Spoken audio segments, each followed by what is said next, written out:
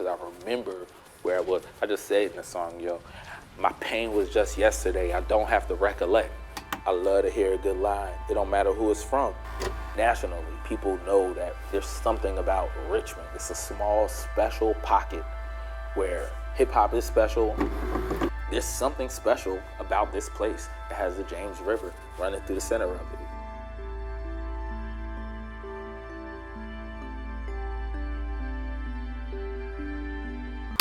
Well, Nick, first off, I just want to thank you for taking the time out just to chop it up. We'll talk a little bit about your life, inspirations, because I know you've had a long road to where you are currently. Like you've seen some things, I'm sure, so we'll get into that. First off, so we'll start from the beginning.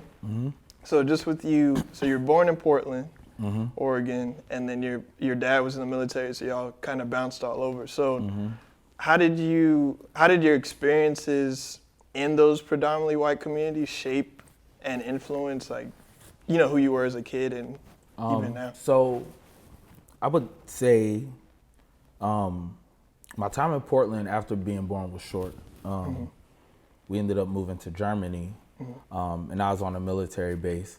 And really on the military bases, it's more mixed than predominantly white. But I would say though, in our moving around, there came a point when we moved to West Virginia. Yep. And when we were in West Virginia, then it was definitely predominantly white. That's when it became really apparent to me that I was black. And you're around a whole bunch of black people, right? You don't think about it much. Right. But when you're the only one in the school, then it becomes apparent to you. So, those years were formative. Those are actually the years when I really started making music, and experimenting and exploring, with different parts of my creativity. Because before then, I drew pictures, I wrote and created my own little comic books and stuff. And then, music came in the picture. But moving around a lot as always being the new kid, like I was always the new kid. So I had to learn how to make friends. I had to learn how to talk to people and be bold at the same time. Like, like this stand up for mine, So, yeah, no doubt. And I could relate to that too. My dad was in the State Department, so we traveled all over. Yeah. So every 2 or 3 years, we'd be in a new spot, have to make new friends. Yeah. So it was weird when I came back to the States, with me being used to leaving every 2 to 3 years and then still having the same people around. It's like, oh, y'all are still here. So that's something I always desired, just having lifelong friends. And I got that here too. Yeah, so. That's the thing. My father, after we were here at Richmond for a few years, they were ready to move us again somewhere else. And my pops was like, you know what, I'm gonna stay here. Like when I left West Virginia, when I first came there, I was the only black guy in the school. It was tough, whatever. But by the time we was moving, by the time I was in 8th grade, I was in a new school. There was tons of black people there that just weren't on my radar at the time. You know what I mean? So it was sad, leaving. You know what I mean? And as you get older, your friendships mean more. Your bonds with your friends become closer than when you're a child and you're just moving away. And I think my dad just kind of saw the impact that it had on me moving in 8th grade. He didn't want to do that in 10th grade. You know what I mean? 11th grade, whatever it was. He was just like, we'll stay here. Cool. And I'm glad we stayed in Richmond because I love this city. Yeah, and me too. I think it helped shape me into the type of artist I need to be and person. So that's what's up. Yeah. Yeah. So with you being here in Richmond and cultivating, yourself as a creative, as an artist, and what have you. So because there are just a lot of parts to you, like you said. Visual artist, MC, battle rapper, writer, performer, producer. So what do you say are the differences between those different roles you play? Are there similarities there? What are the differences and distinctions, you think? It all kind of comes from the same place. it's like it's who I naturally, right? I like to tinker with stuff. I used to take apart my remote control cars. I took shit apart. I put shit back together. It started with mechanical pencils in class, break it apart, put it back together. Right. Like Yeah. that was me. And I've always I get joy and pleasure out of creating things, out of just making stuff, out of writing. So it's not like hopping in different bags, but they are different disciplines. And in order to be good at all those different things, you have to put time in. And I'm just like willing to do it. And, you know, like when it came to me producing, it's because I wasn't able to get exactly what it was that I wanted to express myself in the way I needed to rap-wise. So I had to learn that hat properly. I had been making music and production ever since I was young, but I had to learn how to properly do it if I wanted to present it to the world. Right. You know, when it comes to visuals and stuff like that, that was more so out of necessity. But I know what I like, you know, and I also have a standard on how I want it to come across. And I will, even if I don't know all the technical terms, you know, like by the time I'm done and ready to put it out, I'm kind of proficient in what it is I'm doing because I'm going to study it. You know, it's just who I am. For sure, for sure. And with, you know, it's cool because it's kind of like teeing up the next, you know, the next few questions. So I would classify your sound like generally it's like darker, moodier. And I know with Stuck in particular, just, you know, you're just in a tough time and, you know, you could hear that all over the album. Is it difficult to perform that music or even Vices or some of your other material?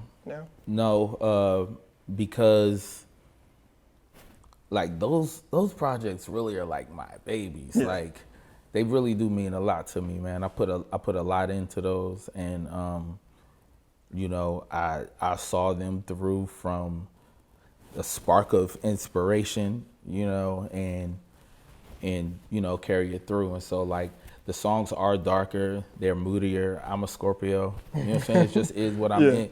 I be into the dark, strange and mysterious, you know what I mean? Like I like those rabbit holes.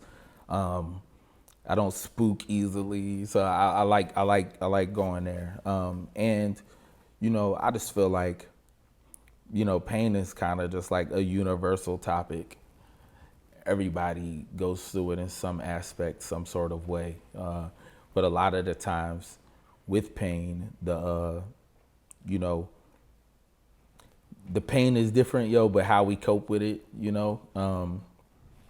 Actually, that's different in a lot of ways too. But that's why you create songs in different moods. You know what I mean? And like I could say a project might be painful, right? But all the songs might be triumphant. You know what I'm saying? Right. It's like tears in my eyes, but they're tears of joy because of what I came through. You know what I mean? So it's not necessarily it doesn't necessarily mean that it's always sad, but yeah, we go there. Yeah, and it makes me think of Horace Hard Body the Statue. Like that, I feel like that's a perfect example of that. Yeah. I love that song, by the way, too. I mean, like, I've always, you know? and it's just what I'm into. Like, it's just like, I love to hear people tell their stories of triumph. You know what I mean? Like, it's funny. Like, I don't, I'm like a lot of people in my, like, life, they're like, you're a robot. Like, because I'm not, like, a real, like, emotional type person. But the things I tear up over, right, it'll be like ESPN highlights, like top 10 highlights. Somebody hit a game winner or something like that. I just be like, like, because it's just like, you know, that triumph, that like knowing that you put all them hours in the gym, you put all that time in on the court after practice and all of that. And like, that's how I live my life. Like, I'm constantly in the gym. I never leave. Like, I might not have put that album out in 3 or 4 years, but like I made 6 albums in that time.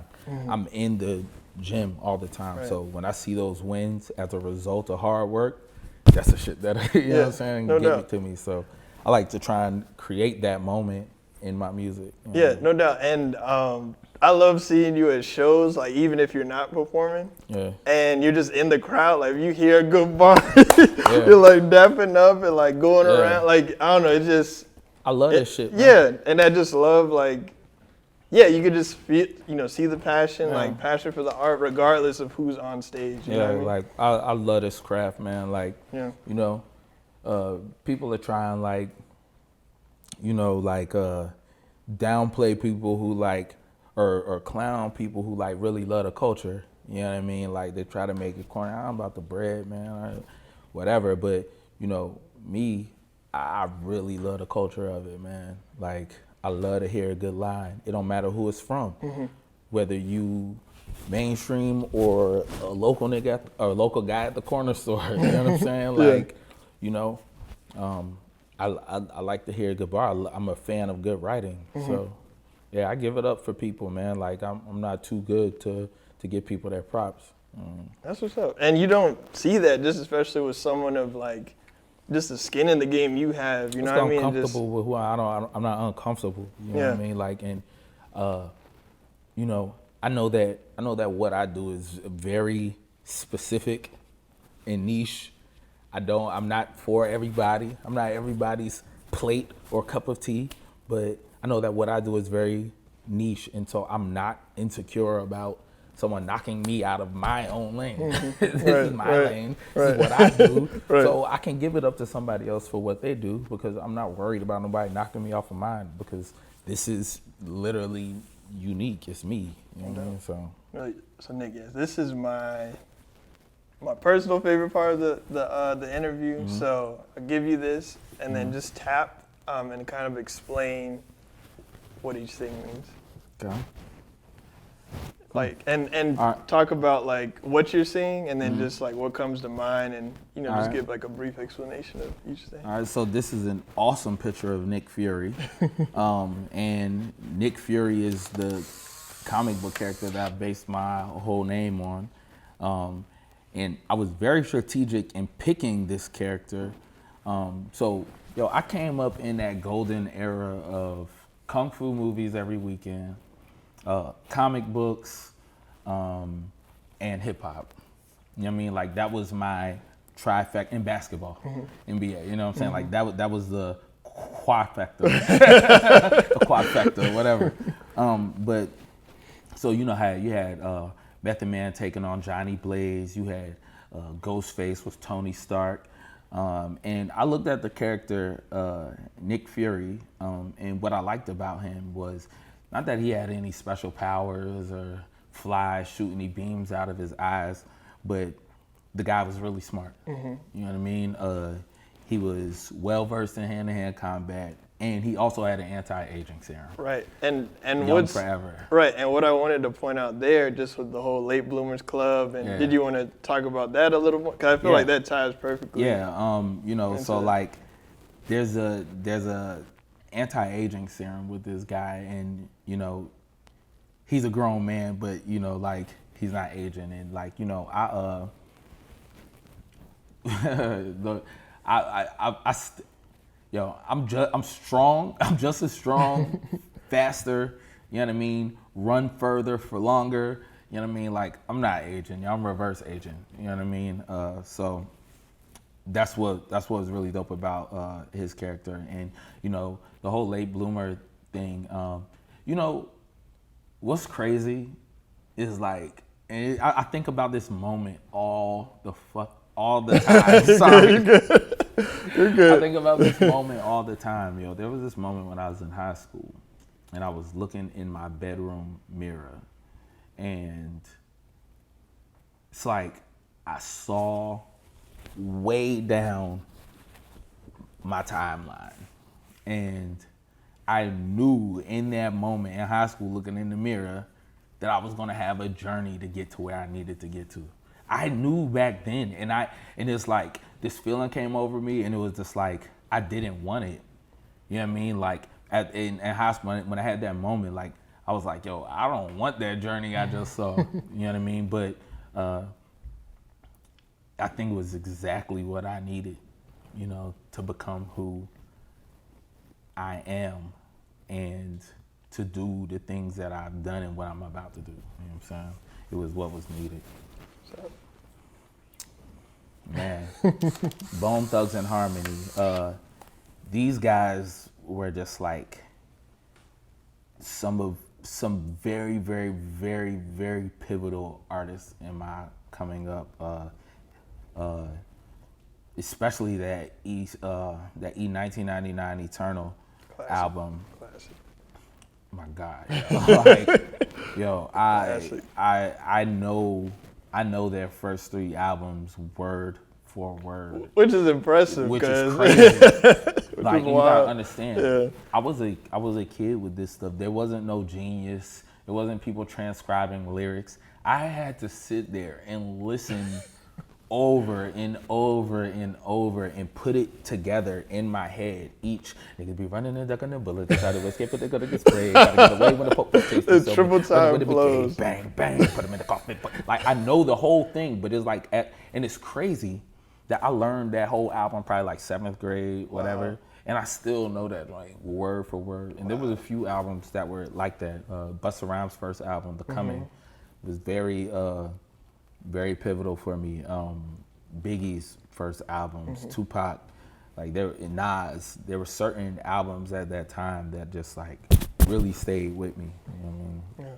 But these guys specifically, and they still have a lot of like influence on what it is that I'm doing today. 1000%. Like, Yeah. like if you're listening, you can hear it. Yeah, And for so sure. shout out to those dudes. I would love to meet those guys one day. MF Doom, this is another one. You know, I have a painting of him over there on the wall. I paid a local artist, Solely B, to do, and I really appreciated it. This guy, I got onto Doom early 2000s when Operation Doomsday came out. It was like 99, right? I believe. Mhm. And it was exactly what I needed at the time, you know, in the era when like it's like yo, producers started using like these funny keyboards and stuff. Like, I had to get used to all the like digital sounds and all of that, and like Doom, this took it right back to the basement, to the element, you know. And that was in the time when I had the 4-track recorder in the basement. I'm making beats on like the Triton LE and excuse me.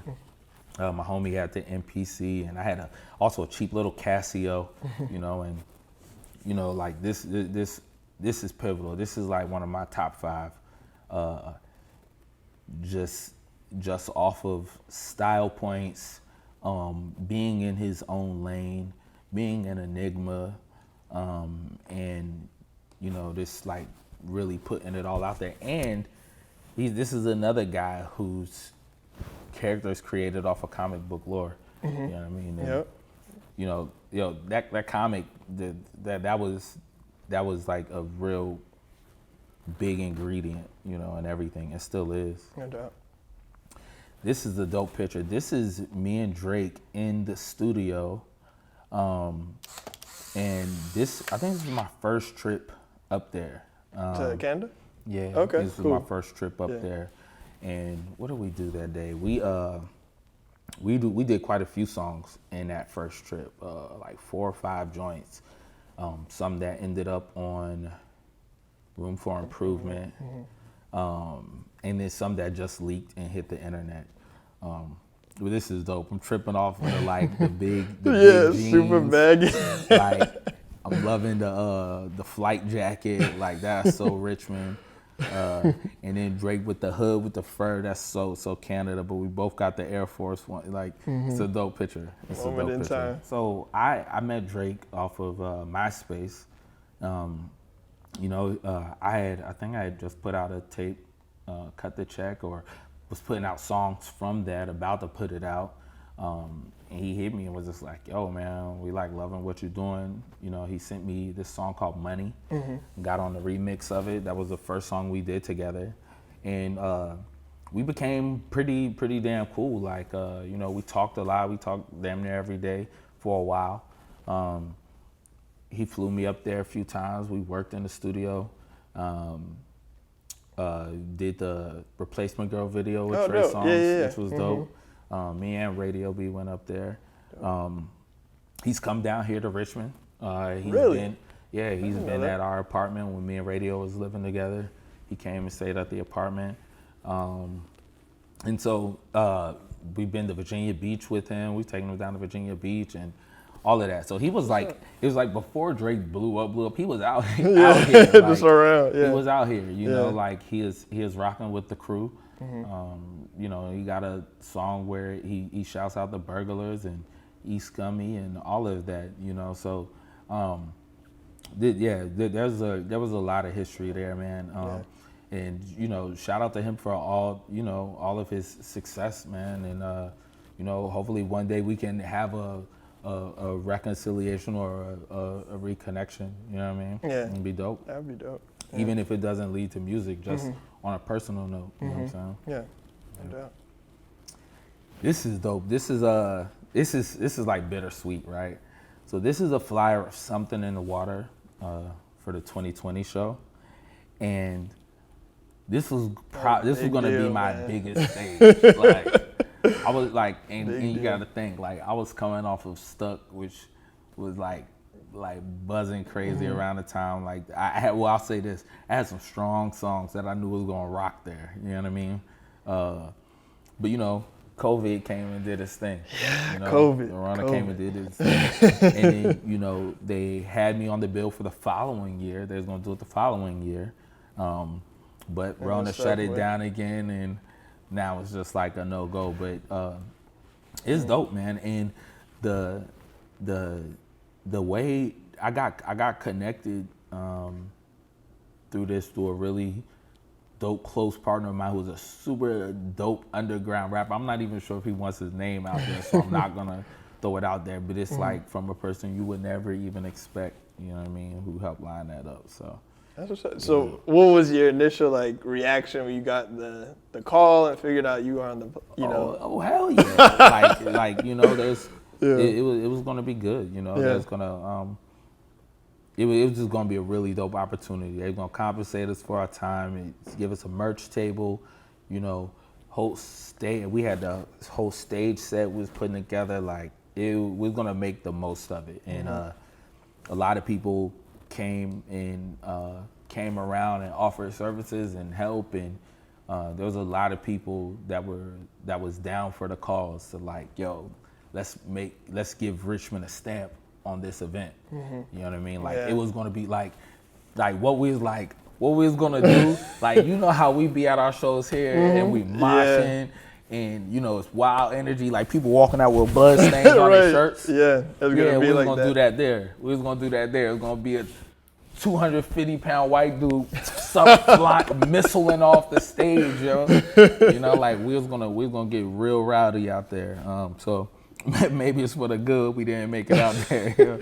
Did you go the year before? Like before? So no, I actually did not make it out there the year. Like the homies went. I can't remember why I didn't make it out there, but I was really upset that I didn't make it out there. It was awesome. Yeah, I saw the pictures, I saw the footage, and I wish I could have been a part of that one. Yeah. Yeah, this was a really dope moment too, man. This is a photo of my mural that Nils Westergaard painted, and you know, this is really dope because Nils is a very inspirational artist.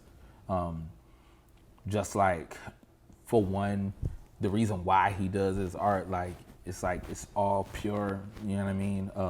He has a unique style. That's his, and it's recognizable. I feel like I have a unique style that's mine, recognizable. I feel like I do my art for the same reasons he does his art. I just feel like there's some dope parallels to us as people, which is why I really like and appreciate him as an artist. He inspires me.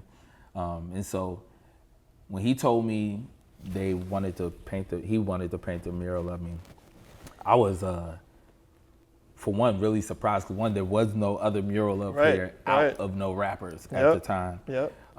So this was like the first of its kind. And we had hoops to jump through. Like, this is in it's still crazy that it's where it's at. This is in Oregon Hill, Right. which is a historically racist neighborhood. And you know, the crazy thing is there were other buildings in town that he went to see if they would accept the mural. And there was one building, I think it might have been on VCU's campus, to be honest with you, that agreed to it until they saw the image, and then they were like, well, he has that look on his face and gold teeth, and yeah, it was just like, you know what they're really trying to say. It was, you know, there was a few places that just didn't want this image on the side of their building, but they would have taken another one. But we ended up getting on the, at the time it was a bike shop. Right now it's something else. But yeah, this was really dope. And right now, it's still kind of there. You know, the crazy thing about murals is they're not forever. Yeah. You know what I mean? Yeah, Unless true. it's maintained and kept up, they're not forever. That's true. And that's but you know, I was perfectly good with that, you know, because I have like the pictures. You know what I mean? Right. Really good pictures of it. Right. And at the time, like, it was dope. Like, people would come in from, like, when we would do our shows and we do Flag on the Moon, people come in town, people go and they take pictures at the mural. You know what I mean? Like, and I thought that was really dope. You know what I mean? It meant a lot to my family, meant a whole lot to my mother, my children. You know, like it was a good thing. You know what I mean? And for me, at the time, before I was really making any real money off of music, and I was actually going through it at this time in my life. This was like 2016, right? Yeah, this was a big piece of like validation that like the things that I do and the art and the stuff that I put out into the world, that it's effective and it does mean something to people outside of myself. And so it was a real, it was a stamp of validation for me. And it also ended up becoming a great piece of PR for when I dropped Trifling. Yeah. Because this came out and it wasn't playing that way. This mural was put up right before I dropped that album. And that album I recorded in a storage shed that is literally the size of a utility closet. I put a whole studio in there. I recorded it out of there, and that album we got to 58 on Billboard. On Billboard, yep. Yeah, like that's big. Yeah. No label, no nothing. Literally just music out of a utility shed. You feel what I'm saying? And so that was big, and that album kind of like, you know, changed things for me a bit, and it started making music more profitable. For me, yeah, you know for sure. This is a dope, John. So this is dope. This is a image of me and Ohbliv on the bridge. Favorite producers ever. Yes, he's so dope. He's the father of like a lot of what's going on, like in the production scene. But Nils Westergaard actually shot this video, and this is from this is crazy. This is from the Brewers session. Me and Ohbliv did. All right. So Brewers is a local cafe that's Black owned, and they created an online series that's kind of like a tiny desk. And AJ Brewer hit me up and asked me, you know, if I would do it. It hadn't been done yet. And so instead of, all right, so normally like what people do, they bring bands, you know, they have keyboardists, guitars, bass, drummers and all of that. I was never really a guy that performed with a band all that much. I do have a project I did with the band years prior that never came out, that will hit the net one day, but okay. We'll hold you to it. yeah, it'll hit the net one day. But me and Bliv, I was like, you know, I can get Bliv to come up and play some beats live off the SP, and I'll just kick some verses. And I didn't want it to. I wanted it to be special. I wanted it to be different. You know what I mean? Like, so what I ended up doing in a 2-week period, I went over to Bliv's house. I picked out all the beats, then wrote and memorized 37 minutes of raps. Never recorded them. The only recording of those raps over those beats was there at was the first that. session. That was a one take thing. I wish, hold on, this is the thing. I wish I would have known that we had the capability to stop and like restart a song, because there are 2 slip ups. You know what I mean? And I probably could have spit it a little better. But this is me over analyzing it. Like that video like went stupid on the net. You know what I mean? They took it down, put it back up, and it still went stupid again. You know what I mean? So didn't y'all have to record it because the first take got deleted or something? You're right, yo. So what's crazy about that is, so this is right when I'm on tour with me, Mike, and Tommy Wright III. And before I went on the tour, I had came through and shot the whole Brewer shit. Mm-hmm. The whole Brewers thing. You good. In one take. Boom. Did the whole thing, one take. They called me while I was out on tour. And mind you, none of these songs are recorded, so I'm starting to like forget them a little bit. Like it's been a little while now. Yeah. They called me while I'm out on tour, and they're like, yo, we lost the footage, like, or the audio is messed up. Something was been. It was like, yo, can you do it again? And I'm like, a 35-minute freestyle, basically. Again, that's 37 minutes off the dome. Like that's different, man. That's different. Yo, that is different. Like one day they're gonna appreciate that sort of thing. You know what I mean? But like. We ended up, we did it again, and it was one take, you know what I'm saying? Like, I had all 4 of my children sitting there well behaved, you know what I mean? Like, I even edited myself a little bit because they was in the room, you know what I mean, that second time, so, And y'all have a series together, y'all did, was it 3 projects? So, well, we have Yellow Gold, we've done officially Yellow Gold 1 and Yellow Gold 2. Mm-hmm. The Brewers session was unofficially kind of like Yellow Gold 3. Yeah. It was never officially put out. I do plan though, on releasing that on vinyl. You know, the thing is, I just haven't been sure if I wanted to re-record those songs in the studio. Like, I've thought about it, but it's like, I like that was that moment, you know, and kind of just want to keep it as that. So I might just put it out just like that, you know, just clean the audio up and we'll see. But, you know, and as people can tell, like I'm not the guy that's just that just puts it out because I know people want it and I can get some money from it. Like I'm funny. I hold on to my music. I hoard it. I don't share it with the world the way I should. I know people want it, but I just am who I am. I hold it for a while. Like by the time a song comes out, I've been listening to it for like 2 to 3 years most likely, and my homies have been listening to it. You know what I mean? And so, yeah. Yeah, it makes, you know, distance makes the heart grow fonder. So it's like, I think the same applies to the music. Yeah, you know? I have to apply that measure. I feel like part of it is because of the fact that I don't have this major backing. I don't have extra funding. So I have to do the things that I do to create interest, you know, from people who would be appreciative and interested in the type of stuff that I offer. Yeah, no doubt. And there's like, I think 1 or 2 more. Yeah, so this is a cover of RVA Mag, and this isn't the full, you know, like rap scene, but we all wanted to come together and just take a really dope picture. And this is kind of like the first time my kids were Plaza, you know, like. This is the thing, yo. I'm a father, you know what I'm saying? Like, my kids are with me. They're not here right now because we need quiet for this, right? But, you know, my kids are with me. I take them out with me to events when I can or when I have to.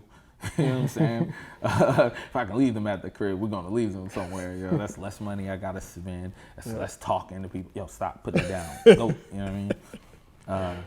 But, you know, those are my babies, and y'all will probably be hearing their voices pretty soon. Cool. And I know some of AGM is in there. So did you want to talk about brotherhood there? Yeah. So we got Michael Millions right to my right in a red jacket. We have his brother, name brand, right over his shoulder. And if you actually look behind him, you also see Radio B. You see Fly Anakin there. You see Big Kahuna. And then you got Nils Westergaard right there, the muralist. I mean, to be honest, like all these people in here, this picture are like fam to me. Like, like Joey Gallo, Cole Hicks, Illa Scorsese. I mean, it's just a lot of people. Fan Rand, Noah O. It's a lot of family in here. Richmond Kenny loyalty, Lowe. Yeah, like, I got a lot of love for all of these dudes. We've all watched each other grow over the years, you know what I mean? Still sharpen still, you know what I mean? And we've supported each other along the way. So it's dope for all of us to be able to come together for this picture. But we even got an even crazier picture. That was by the monument, right? Yeah, that was actually have it. It's over there somewhere. Yeah, right? I got it over there. That was so.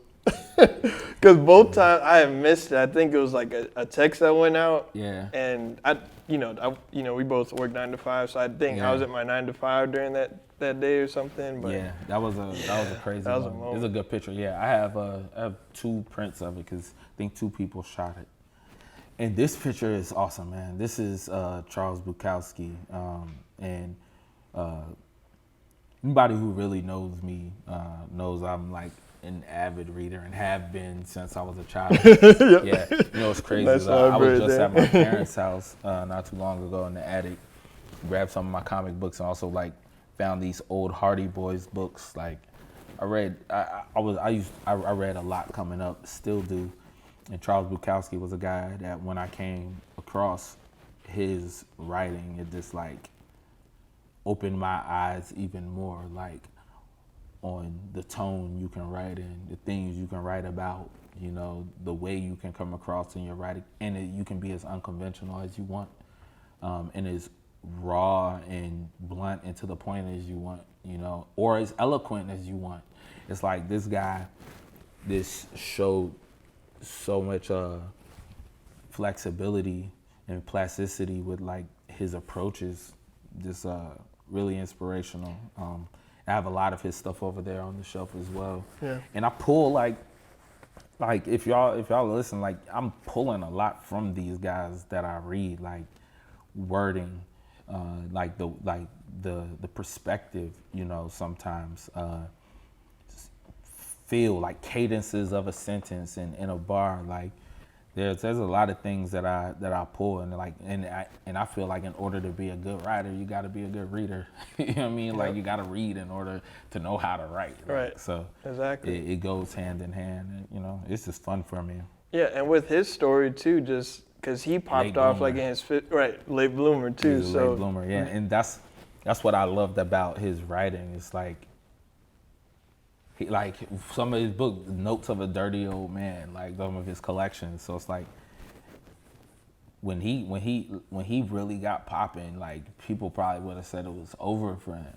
You know what I mean? Like you're too old to get in the game. But the thing about writing, this is the thing about writing, and I agree that hip hop might be a young man's sport, but the thing about writing is if you are actively writing, you should only get better as you get older. You have more experience. You have more insight. You have more perspective, more wisdom. You learn how to say more using less words. Control, breath control, voice control. Like there's so much that goes into mastery of what it is that you do. And I actually going back to loving the culture, loving the craft. I only just want to be better and continue to go on. So y'all might get albums from me till I'm 70, 80 years old because I'm going to keep writing. It's just literally who I am. No doubt. You know what I mean, the only thing, this is just who I am. Cool. Yeah, that's the last one. That's cool. Yeah, no doubt.